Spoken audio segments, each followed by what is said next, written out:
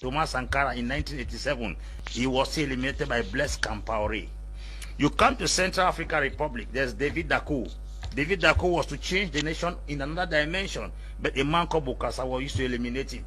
You go down to Congo Brazzaville, there's this guy called Maro Ngouabi. Ngouabi also was eliminated through a coup d'etat. Now, if you go down to Guinea Equatorial here, there was this guy called Masias Ngema. It was his own cousin, Obiangema Basoko, that was used to eliminate him.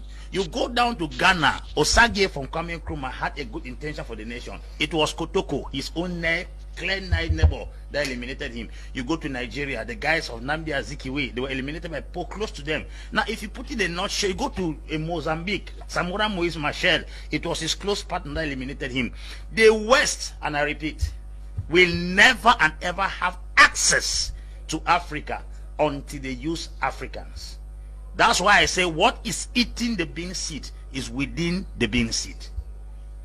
Africans are full with greed, full with ethnocracy, tribalism, and nepotism.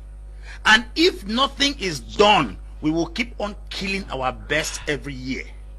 As I talk to you recently, I will guarantee you all shorty that this guy Magufuli has convinced us against once more that Africa does not need any support out of the country. Lazarus Chakwera, in his 8-minute speech commemorating the death of Magufuli, he said, the unpredictable Magufuli. They did not know that leadership could run in Africa without money being borrowed from International Monetary Fund, because they did not know Magufuli was coming. They did not know that projects could be set up and executed on time, because they did not know Magufuli was coming. They did not know that somebody could not pay attention to General Assembly of the United Nations. They did not know Magufuli was coming. African presidents have given us the impression that you must borrow to succeed. Before Magufuli came to power, most of the mines in Tanzania were privatized. But what he did was that he came back and then sanctioned the foreign companies that were mining in Tanzania until 16% of those particular mines were given back as ownership back to Tanzania. A scenario occurred in Zambia. Zambia is the best producer of copper. You have the copper belt in Zambia.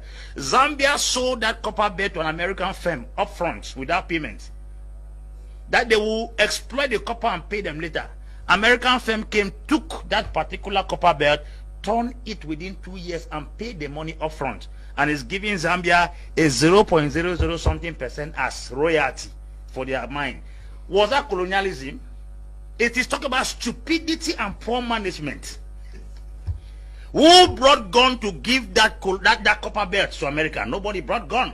When last did you see Europeans using prestation, assimilation, or indirect rule in Africa? It's no longer there. Let us consider the fact that they are taking a greater chunk of our resources. The balance we have here is very possible for us to manage those things.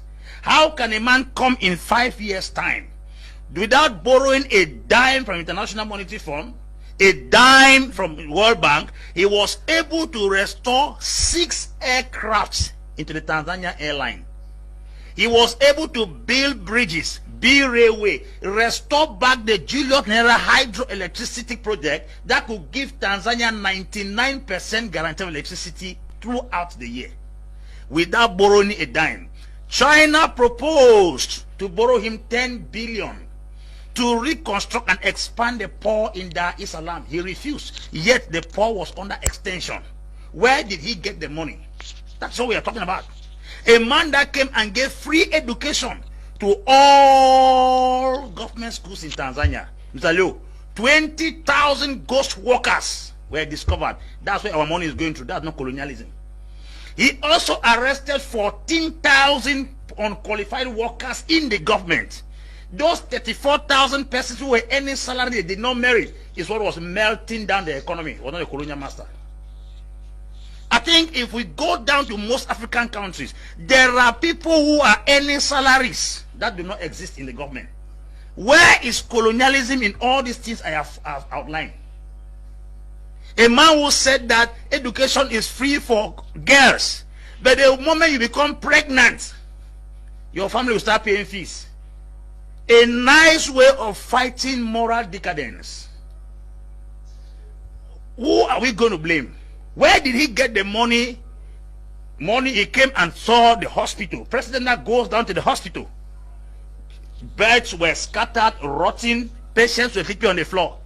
He fired the entire medical staff and gave them 1 month to repair all the beds in Tanzania. And suddenly from nowhere, the beds were repaired in the space of 2 months.